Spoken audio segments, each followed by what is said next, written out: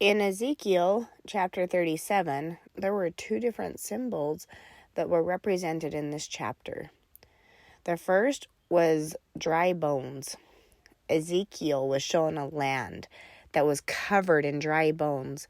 These bones didn't have any life in them, and they were so dead and dry that there wasn't anything that could be alive in the whole land.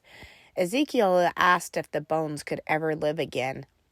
The Lord asked him to tell the bones about Jesus Christ and his atonement. Ezekiel did what the Lord asked, and the bones began to shake and rattle. Then they started to come back together. Then their insides and skin came back on their bones. They looked like they did before they died and turned into bones. But they were still not alive, so the Lord told him to speak to the wind. This symbolized calling the spirit back to the body.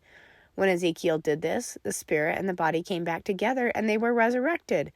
Ezekiel asked who all of these people were, and the Lord said this was the house of Israel.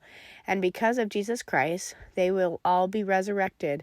And when they come out of the grave, they will know Jesus Christ is the reason they can be resurrected, and his spirit will be with them. Another symbol that was given in Ezekiel 37 is the stick of Judah and stick of Joseph. Ezekiel was told to take 2 sticks. On one stick, the Lord told Ezekiel to write, "For Judah and for the children of Israel." And on the other one, write, "For Joseph and for Ephraim and all of the house of Israel." The Lord told Ezekiel to join these 2 sticks together. The Lord told Ezekiel that this represented what Jesus will do in the last days. He said that he will gather all of the children of Israel and the house of Israel together in one place, and he will be their king, and they will be one people. Now, some of you are probably wondering what these 2 sticks mean.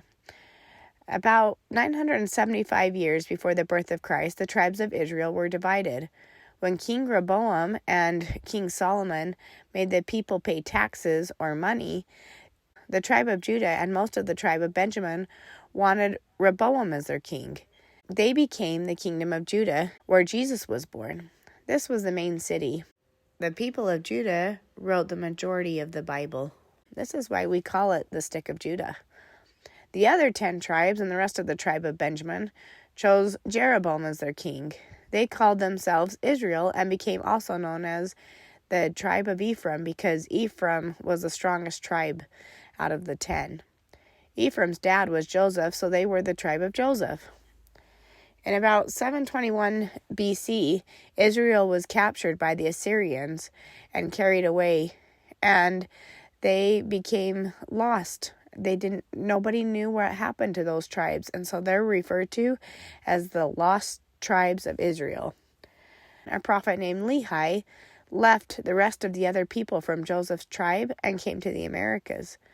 Lehi and his posterity kept a spiritual record of their lives and visions, visits from Jesus Christ before his birth and after his resurrection, and even how some of them were destroyed because of wickedness. This record is known as the Book of Mormon. The Book of Mormon is the stick of Joseph talked about in Ezekiel.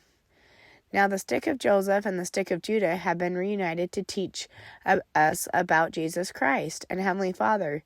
Together, they teach us how we can become like Heavenly Father and Jesus and return to them. President Nelson explains the importance of the Book of Mormon in gathering all of the 10 tribes of Israel in this short clip. This doctrine of the gathering is one of the important teachings of the Church of Jesus Christ of Latter-day Saints. The Lord has declared, "I give unto you a sign that I shall gather in from their long dispersion my people, O house of Israel, and shall establish again among them my Zion." The coming forth of the Book of Mormon is a sign to the entire world that the Lord has commenced to gather Israel and fulfill covenants he made to Abraham, Isaac, and Jacob. We not only teach this doctrine, but we participate in it. We do so as we help to gather the elect of the Lord on both sides of the veil. The Book of Mormon is central to this work. It declares the doctrine of the gathering.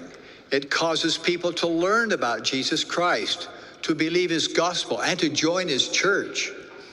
In fact, if there were no Book of Mormon, the promised gathering of Israel would not occur. For the lesson plan, check out our blog in the description below.